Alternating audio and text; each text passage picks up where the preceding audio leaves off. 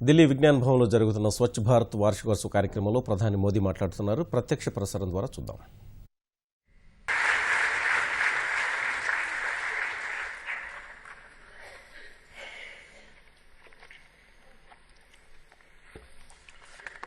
मंत्रिमंडल के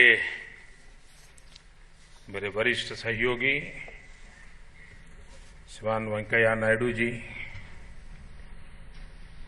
मंत्रिमंडल के मेरे सहयोगी श्रीमान नरेंद्र सिंह जी तोमर, मंत्री श्री राव इंद्रजीत सिंह जी, मंत्री श्री रमेश जी, सचिव श्रीमान राजीव गौबा जी, परमेश्वरन जी, सभी आदरणीय मुख्यमंत्रीगण, मंत्रीगण, देश भर से आए हुए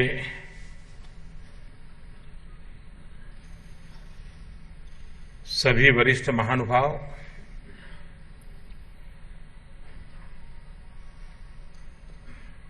इस 25 सितंबर को पंडित दीनदयाल उपाध्याय जी का जन्म शताब्दी वर्ष प्रारंभ हुआ है.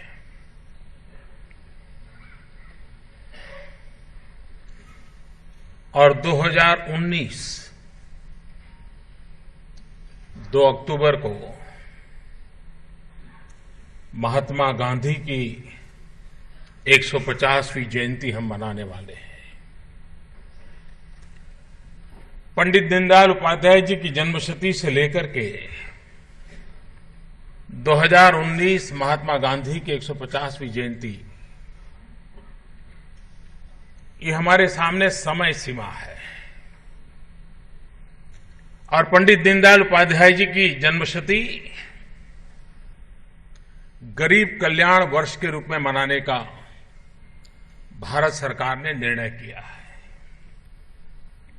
और उसी के तहत 25 सितंबर से 2 अक्टूबर तक अनेकविध कार्यक्रम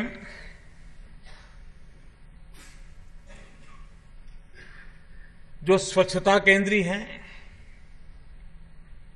और उसी के तहत आज इस एंडोसाइन का कार्यक्रम हो रहा है.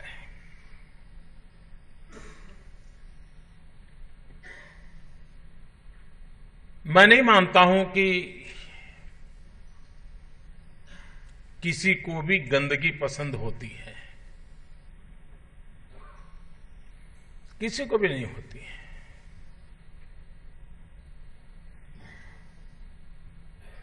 लेकिन स्वच्छता का स्वभाव नहीं बनता है. ये ऐसा कॉन्ट्रास्ट है, जिस कॉन्ट्रास्ट को हमने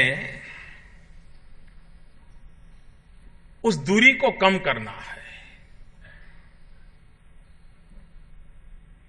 गंदगी के प्रति एक नफरत का माहौल पैदा होना चाहिए, घृणा पैदा होनी चाहिए. गंदगी नजर आए तो मन अस्वस्थ हो जाना चाहिए. और इन दिनों मुझे जिन जिन लोगों से मिलना होता है, तो बड़े बड़े लोग भी कभी कभी मुझे कहते हैं हमें आपका ऑटोग्राफ चाहिए. अकेले आते हैं, लेकिन कागज लेके आते हैं, डायरी लेके आते हैं. मैं पूछता हूं क्या करोगे? बोले मेरा पोता है, उसको चाहिए. बोले वो हमारे पूरे घर में स्वच्छता के मुद्दे पर हम सबको डांटता रहता है. हम कोई भी गलती करे तो वो तुरंत पकड़ता है, क्यों ऐसा डाला, दादा ऐसा क्यों करते हो. बालक मन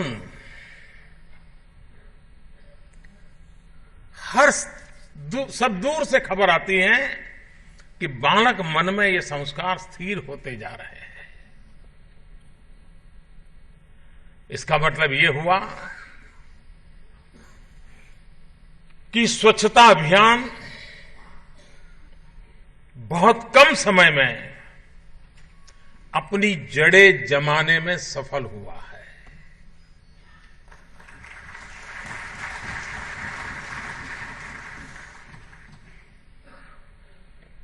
किसी भी राजनेता को, किसी भी राजनीतिक दल को,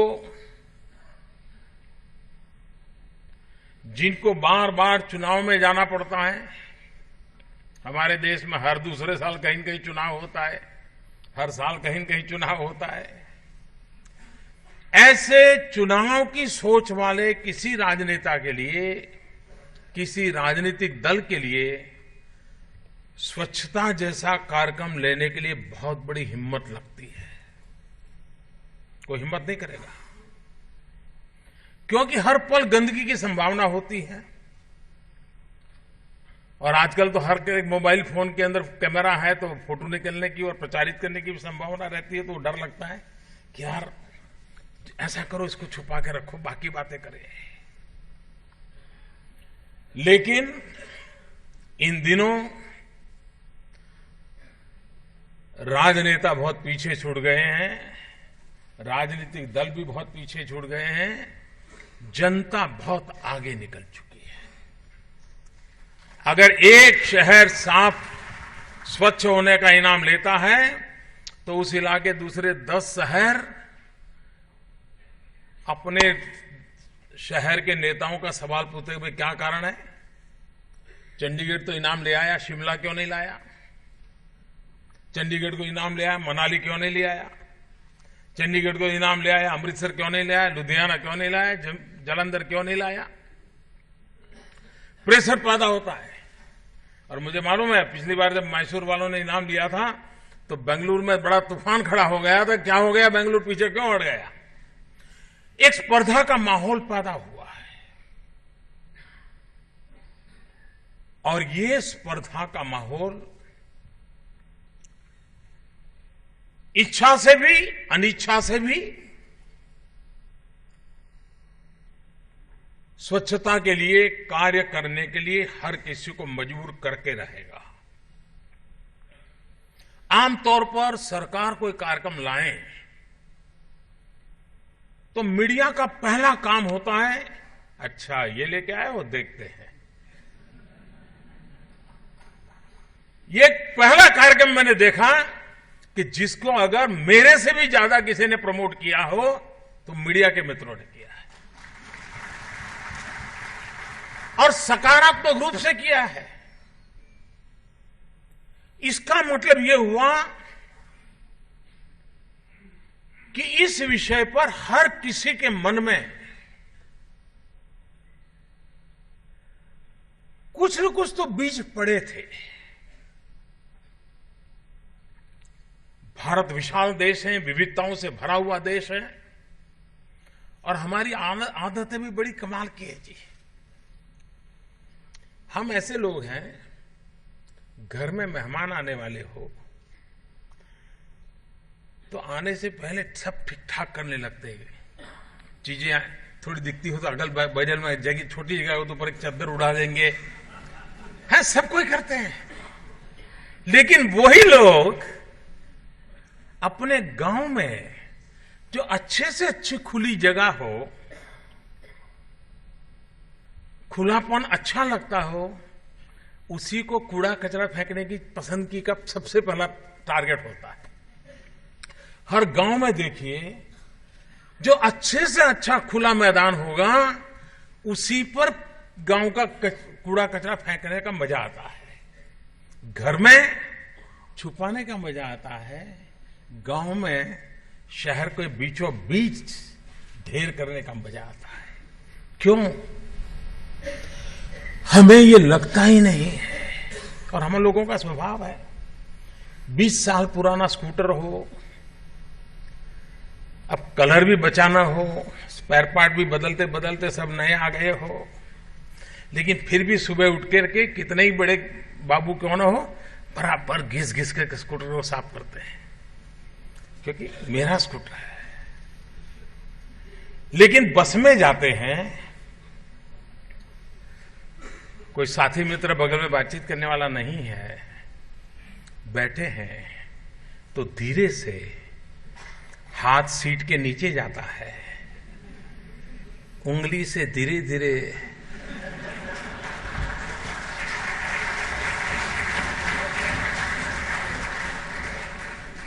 उस सीट में एक छेद कर देते हैं और जैसे संकल्प करके बैठे हैं कि अगले स्टेशन पे उतरूंगा तब तक 3 चीज का तो बाहर से गोला निकाल दूंगा।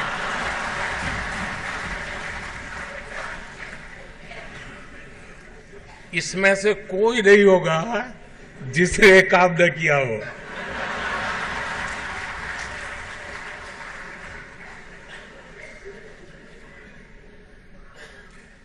क्यों? क्योंकि वो 20 साल पुराना भी टूटा फूटा रंगहीन स्कूटर मेरा है, बस तो सरकार की है। ये भूल जाते हैं कि सरकार भी हमारी है। जिस दिन हम मानेंगे सरकार भी हमारी है, देश भी हमारा है, हर संपत्ति हमारी है, हमारा स्वभाव बदलेगा। और एक बार ये हमारा अपनेपन का जब विस्तार होता है ना, तो उसका सुख कुछ और होता है। और इसलिए स्वच्छता बजट से नहीं आती है जी। बजट से तो टेंडर निकलते हैं, और टेंडर क्यों निकलते हैं भली भांति पुराना इतिहास तो मालूम है।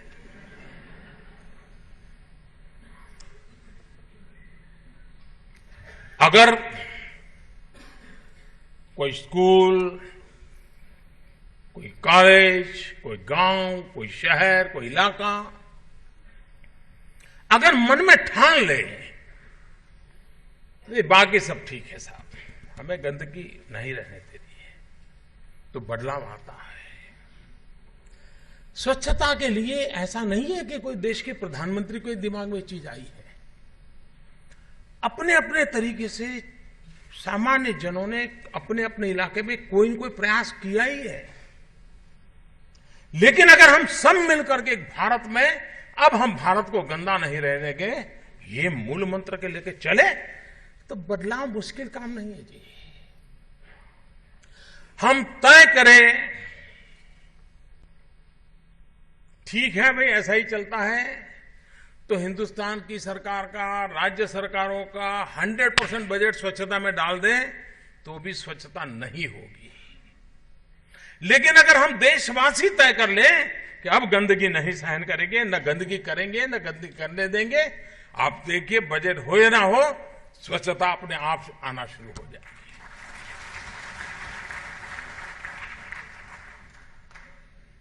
मुझे एक बार एक आंगनवाड़ी में जाने का अवसर मिला। अब आंगनवाड़ी में गरीब बस्ती के बच्चे आते हैं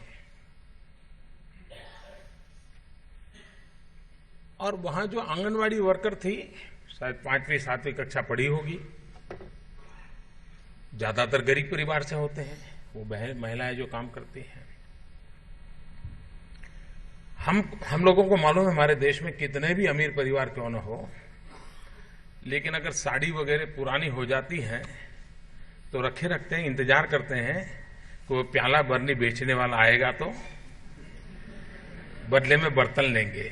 कितना ही सुखी परिवार हो, इंतजार करते हैं कि साड़ी रखे रखो, वो बर्तन बेचने वाला आएगा तो पुरानी साड़ी के बदले में बर्तन मिलेगा। उस आंगनवाड़ी की गरीब बहन ने क्या किया, अपनी इस पुरानी साड़ी के टुकड़े किए, छोटे छोटे हैंडकरचीफ बनाए,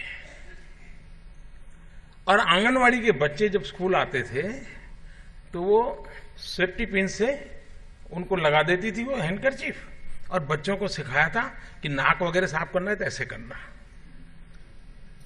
अपनी साड़ी बेच करके उसको कोई बर्तन मिल सकता था, लेकिन उसने, और हर दिन शाम को जब बच्चे वापस जाते थे तो खुद उन हैंडकरचीफ को वापस लेती थी, घर ले जाकर के धोती थी, दूसरे दिन सुबह ले आती थी, बच्चों को फिर टांग देती थी। बच्चों की आदत स्वाभाविक बन गई थी। और अगर किसी बच्चे को कोई मुझे बताए क्या बजट लगा क्या, यही काम हैंडकरचीफ देने का हुआ होता तो न जाने कितने मंत्री कहीं कहां पहुंच गए होते।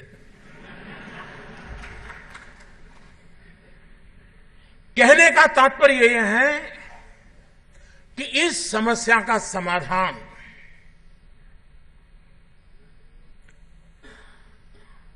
स्वच्छता स्वभाव बनने में ही है। स्वच्छता ये स्वभाव बनना चाहिए। जब हम महात्मा गांधी को याद करते हैं तो हम कहते हैं कि भाई महात्मा गांधी ने सत्याग्रह की पीठिका तैयार की और ये सत्याग्रह था जिसने मां भारती को गुलामी से मुक्त किया। मुझे लगता है कि अब जब गांधी जी की 150वीं जयंती मनाने जा रहे हैं तब जैसे सत्याग्रही गुलामी से मुक्ति दिलाता है तो स्वच्छाग्रही गंदगी से मुक्ति दिला सकता है। हम हर गली मोहल्ले में, इलाके में, गांव में, शहर में स्वच्छाग्रहियों की फौज कैसे तैयार करें। आजादी के दीवाने सत्याग्रहियों का जितना महामूल्य था उतना ही गंदगी से मुक्त कराने के लिए, भारत को साफ सुथरा स्वच्छ बनाने के सपने को पूरा करने के लिए स्वच्छाग्रही का भी उतना ही महात्मा रहेगा। ये वातावरण बना सकते हैं क्या? यहां हमारे शहरी विकास मंत्री वेंकैया जी आईएनबी मिनिस्टर भी हैं, तो मैंने सुझाव दिया उनको, वो सोचेंगे कुछ। मैंने कहा टीवी पर भांति भांति के समाचार आते हैं, रेडियो पर भी कई चीजें आती हैं। कुछ रेडियो हैं जो समाचार देते हैं, कुछ रोज एंटरटेनमेंट के लिए होते हैं। क्यों न हम एटलीस्ट दूरदर्शन से शुरू करें, जिसमें दिन में 1 या 2 बार स्वच्छता समाचार का ही भाग हो और स्वच्छता के संबंध में जो होता है उसी पर खबरें हो। स्वच्छता कैसे हुई, क्या किया, क्या प्रयोग किया, और देश के कोने कोने में चल रहा है।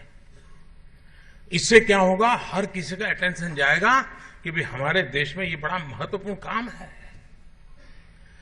देश आजाद हुआ, कभी संसद ने स्वच्छता पर चर्चा नहीं की, कभी नहीं की। इसका मतलब ये तो नहीं कि पहले स्वच्छता देश और अभी मोदी आने के बाद गंदा हो गया है।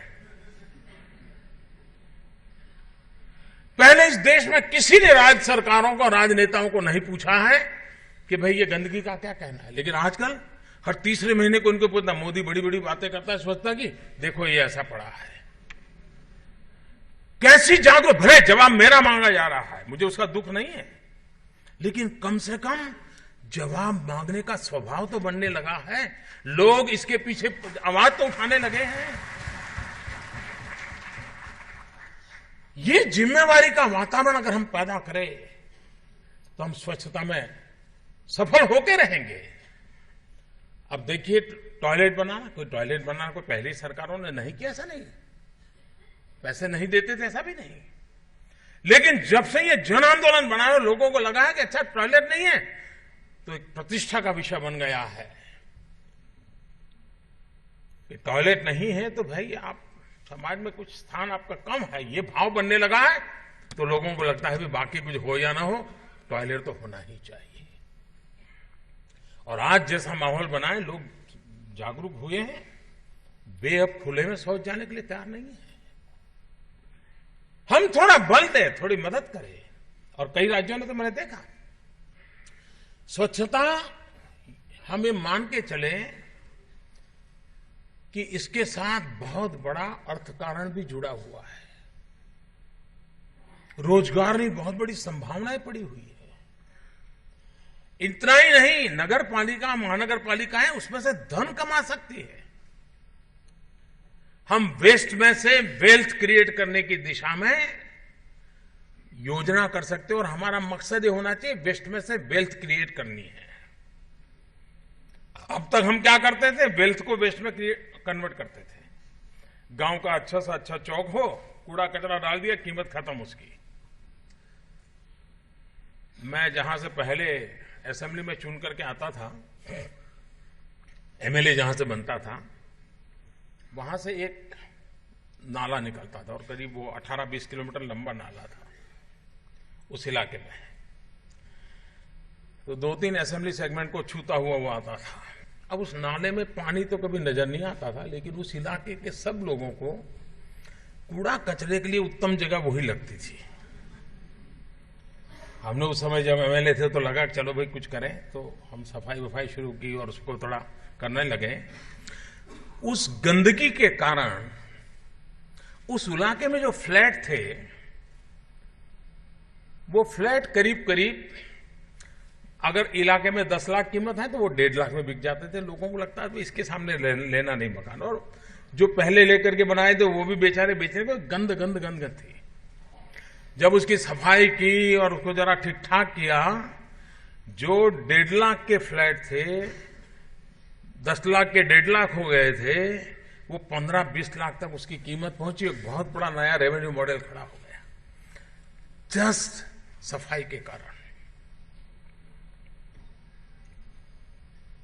फिर उसका थोड़ा ब्यूटिफिकेशन किया था, लेकिन हम सोच सकते हैं कि अपने आप में एक बहुत बड़ा आर्थिक व्यवस्था का मुद्दा बनता है। आज देखिए जमीन बहुत महंगी है।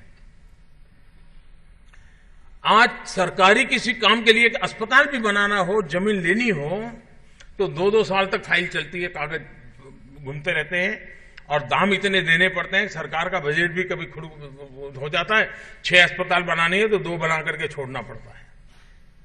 लेकिन अच्छे से अच्छी जमीन हम लैंडफिल के लिए बर्बाद कर देते हैं। कॉस्टलीस्ट लैंड, उस पर हम कूड़े कचरे के ढेर लगा देते हैं। अगर हम वेस्ट में से वेल्थ क्रिएट करने के लिए अगर उसकी प्रोसेसिंग की व्यवस्था करें, उसके सेग्रीगेशन की व्यवस्था करें, प्रॉपर चीजों का यूटिलाइजेशन करें, हम कितना बड़ा बदलाव ला सकते हैं। वो मूल्यवान जमीन तो बचेगी बचेगी, लेकिन ये वेस्ट में से वेल्थ क्रिएट होगी, एक नया इकोनॉमी का क्षेत्र खुलेगा। भारत सरकार ने कूड़े कचरे से जो बिजली पैदा करेंगे उतनी बिजली खरीदने का सामने से निर्णय किया है। बड़ा महत्वपूर्ण निर्णय किया है, ताकि प्रोत्साहन मिले। वो बिजली महंगी होगी तो महंगी भी भारत सरकार खरीदने के लिए तैयार है, ताकि कूड़े कचरे को वेस्ट में से वेल्थ क्रिएट करने की दिशा में काम कर सके। और इसलिए अब मैंने देखा है कि कुछ मंदिर होते हैं जहां बहुत बड़ी मात्रा में फूल वूल आते रहते हैं, और कभी कभी वो फूल ही उस एक गंदगी में कन्वर्ट हो जाते हैं। कई लोग हैं जो मंदिरों के साथ विमेन सेल्फ हेल्प ग्रुप के द्वारा उसमें से अगरबत्ती बनाने का काम करते हैं, उस फूलों के वेस्ट में से, तो सुगंध की सुगंध मिल जाती है, नेचुरल फ्रेश काम में आ जाता है। कुछ लोग उसमें से कंपोस्ट बनाने लग जाते हैं। अपने ही नगर के जो गार्डन होते हैं, इस गार्डन के कोने में एक छोटा सा गड्ढा करके अर्थवॉर्म ला करके वर्मी कंपोस्ट करने का काम करते हैं, जो उस बगीचे के लिए काम आ जाता है। थोड़ा सा ध्यान देना पड़ता है। हर नगर शहर में सब्जी बेचने की एक जगह होती है। सब्जी बेचने वाले शाम को चले जाने के बाद वहां कूड़ा कचरा पड़ता है। उसको परफेक्टली कोई अगर रेवेन्यू मॉडल बनाए तो मैं विश्वास से कहता हूं वो इनकम का एक साधन बन सकता है। कहने का तात्पर्य यह है कि हम इसे वेस्ट न माने, हम इसे वेल्थ मान करके उसको ट्रीट करें। आप देखिए स्वच्छता तो बाय प्रोडक्ट हो जाएगी। मेन काम वेस्ट में से वेल्थ के। अभी प्लास्टिक, आज प्लास्टिक को आप टेक्नोलॉजी के द्वारा, केमिकल के यूज के द्वारा प्लास्टिक वेस्ट को अच्छे से अच्छे रोड बनाने के मटेरियल के रूप में उपयोग कर सकते हैं। 7 से 10% अगर मिक्सअप करें तो रोड की स्ट्रेंथ बढ़ती है। अगर 40 रुपये केजी टार मिलता है और 20 रुपये केजी आप पुराने ऐसे गंदे प्लास्टिक लोगों से ले ले, तो लोगों को रोजी रोटी मिलेगी, हमारा डामर बच जाएगा और हमारा वेस्ट में से रोड भी बन जाएगा। हम जब तक इस दिशा में नहीं सोचते हैं, मैं समझता हूं कि हम सिर्फ नगर पालिका, महानगर पालिका के नाते, जिले के नाते, राज्य के नाते इन चीजों के लिए प्लान नहीं करते हैं तो हमें परिणाम नहीं मिलेगा। हमारे कंस्ट्रक्शन मटेरियल रीयूज हो सकता है। और हमारे देश में ये दुनिया में जो यूज एंड थ्रो वाली कल्चर आया, हमारा देश का वो कल्चर नहीं है।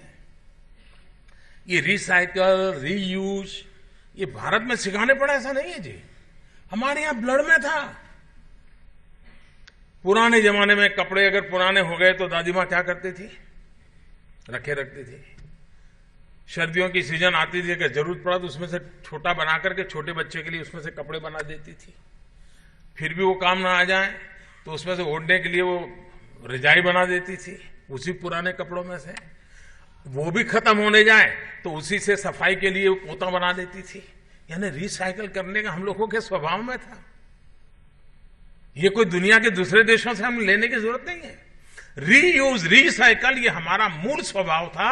उसको थोड़ा वैज्ञानिक तरीके से, टेक्नोलॉजी इंटरवेंशन से हमने बदलाव लाने की आवश्यकता है। ये अगर इनिशिएटिव हम लेते हैं तो हम परिणाम ला सकते हैं। हम उसकी दिशा में कैसे प्रयास करें। कभी पानी का अभाव वो भी स्वच्छता के लिए संकट पैदा करता है और कभी पानी का प्रभाव भी स्वच्छता के लिए संकट पैदा करता है।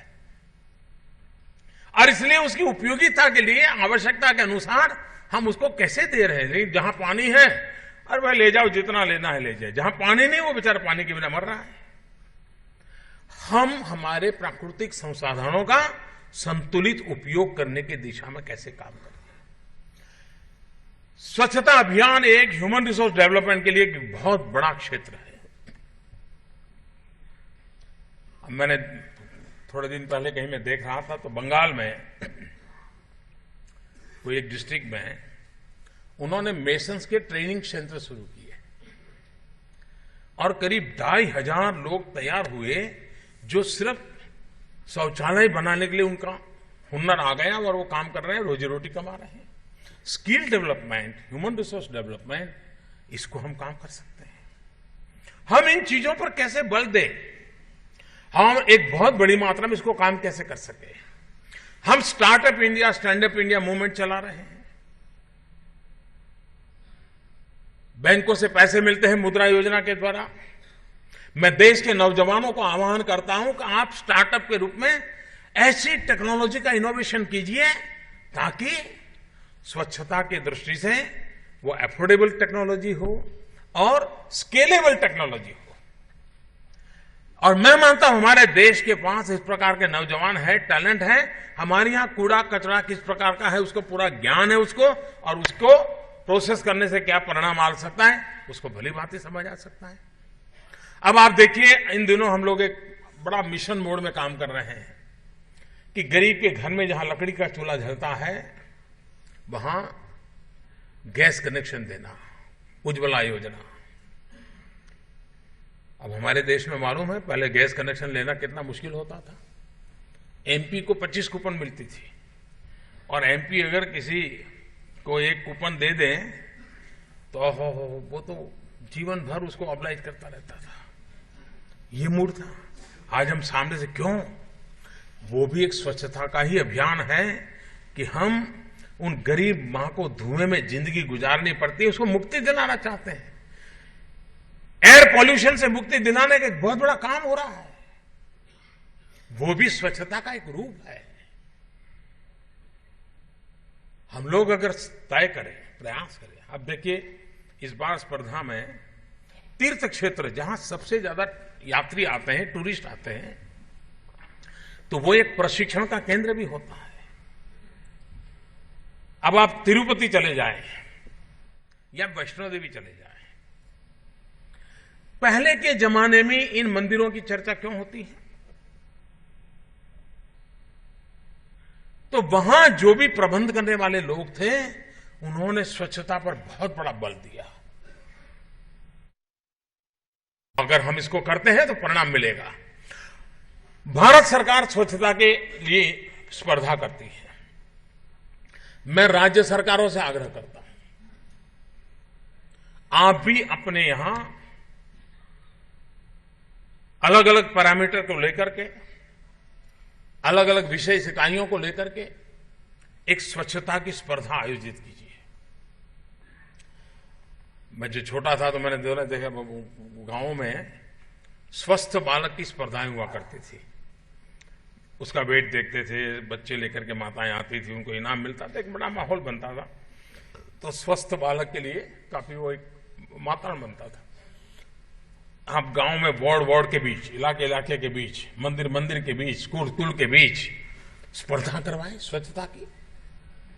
ये एक निरंतर चलने वाली प्रक्रिया अगर होगी तो फिर आप देखेंगे कि जब देशव्यापी जब इनाम देने की बात आएगी तो भारत सरकार को भी तकलीफ होनी चाहिए, जूरी को तकलीफ होनी चाहिए कि इसको इनाम दूं कि इसको। आज स्थिति ऐसी नहीं है।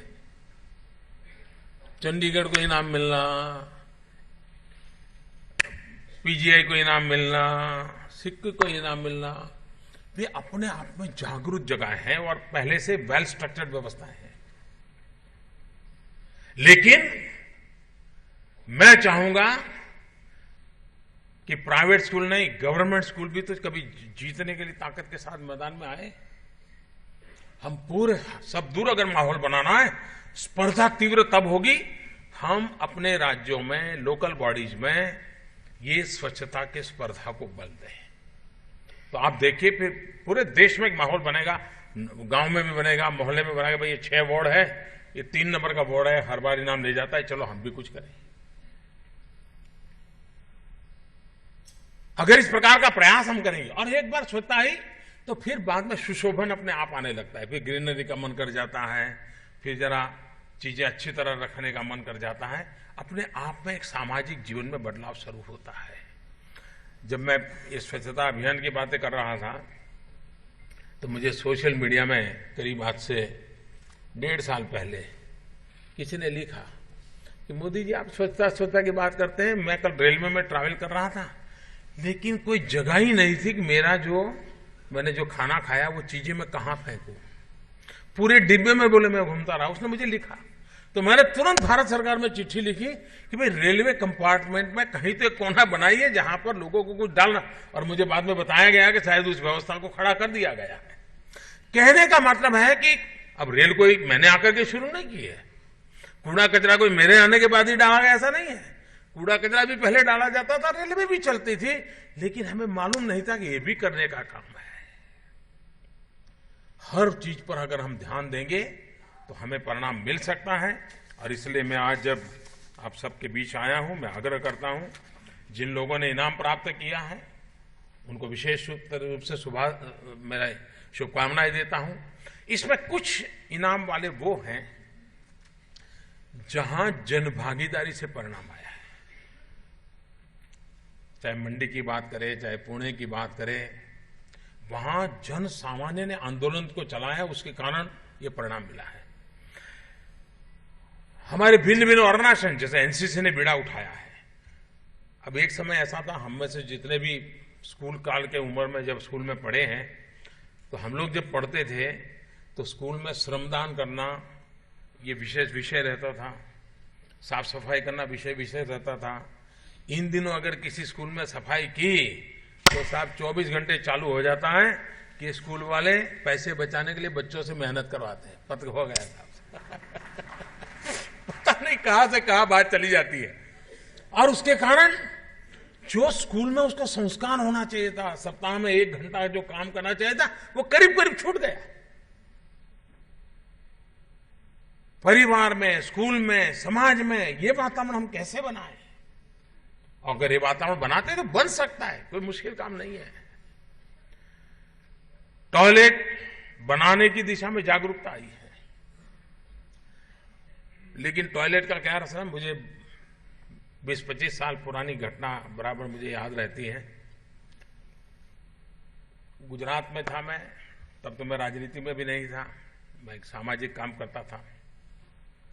तो गुजरात में मोरबी में बाढ़ आई थी, वो डैम था वो फट गया था और सैकड़ों लोग मारे गए थे और पूरे देश में एक बहुत बड़ा चिंता का माहौल बन गया था। तो मैं उस समय फिर वहां जाकर के सफाई वगैरह कामों में लगा था, एक वॉलंटियर के रूप में काम करता था। तो बाद में एक संगठन ने तय किया कि कुछ गांव हम पुनर्निर्माण करें, गांव पूरे बह गए थे। तो जिन लोगों के साथ मैं काम करता हूं उन्होंने 3 गांव लिए थे। 350-400 घर की बस्ती वाला एक गांव था। सारे खत्म हो चुके थे, नए मकान बनाने थे, रहने की व्यवस्था करनी थी। तो उस समय भी मेरे मन में था कि नहीं मकान तो बनाएंगे लेकिन टॉयलेट वॉयलेट बनाना है, किचन अलग हो, टॉयलेट अलग हो, ऐसा मकान तो हमें देना चाहिए। हम ऐसे ही कहने को कोई भी 2 कमरे वाला मकान खड़ा करे नहीं चले। खैर हमने धन संग्रह किया, बनाया। एक गांव था जहां काफी मात्रा में मुस्लिम परिवार थे, करीब 80% मुस्लिम पॉपुलेशन था। वहां के सरपंच भी बड़े उत्साही थे, नौजवान थे, तो वे भी इस चीजों को मेरे साथ करते रहते थे। फिर तो मैं वहां से चला गया। अचानक एक बार 2-3 साल के बाद वो सज्जन मुझे मिल गए, तो ऐसे ही परिचय हो गया। बस स्टेशन पे मिले थे, तो बोले मैं अभी भी सरपंच हूं। मैं कहा अभी भी तुम सरपंच हो? यार क्या बात है, आजकल तो राजनीति ऐसे है कि इतने दिन कहां से रह सकते हो। तो उसने मुझे बड़ा आग्रह किया कि साहब आइए, आप गांव में एक बार जब काम करते थे इतना समय रहे, चले गए थे। मैंने कहा ठीक है, मैं अगली बार निकलूंगा तो आऊंगा। तो मैं करीब 3-4 साल के बाद उस गांव में फिर से गया। मैं इतना निराश हो गया। उस गांव का निर्माण करते समय इतना जी जान से काम किया था, इतने बढ़िया बढ़िया टॉयलेट बनाए थे। जब मैं दोबारा गया, हर टॉयलेट में बकरी बंधी हुई थी। मैंने कहा ये क्या कर दिया? बोले साहब हमको तो पुरानी आदत है और बकरी के लिए अच्छी व्यवस्था मिल गई, आप अच्छा काम करें। मेरा क्या भला। तो इसलिए हमारे लिए बहुत आवश्यक है कि हम लोगों को प्रशिक्षित करें, उनको तैयार करें, उनका स्वभाव बनाने के लिए प्रयास करें। नहीं तो ये एक और खोली मिल गई, थोड़ा सामान रखने के लिए काम आएगा। लकड़ी जलती बिक जाती है तो लकड़ी रख दो अंदर, उसी काम आ जाएगा। मैं चाहूंगा कि हम चारों तरफ, और अगर राजनेता, धार्मिक लोग, सामाजिक लोग, शैक्षणिक क्षेत्र के लोग, ये अगर इन विषयों को आगे बढ़ाएंगे तो ये सहज स्वभाव बन जाएगा। मैं फिर एक बार नरेंद्र सिंह जी को, वेंकैया जी को और उन दोनों के डिपार्टमेंट को, जो शहर और गांव दोनों में एक साथ सफाई अभियान को बढ़ावा दे रहे हैं, और इंडोसन की जो कल्पना है, हमारे परमेश्वर जी कई वर्षों तक विदेश में रहे हैं, तो उनके मन में बहुत बड़े आइडियाज रहते हैं, कुछ न कुछ करना चाहते हैं। मुझे विश्वास है कि नए नए विचारों के साथ, आधुनिक विचारों के साथ ये काम बहुत आगे बढ़ेगा। बहुत बहुत शुभकामनाएं। धन्यवाद।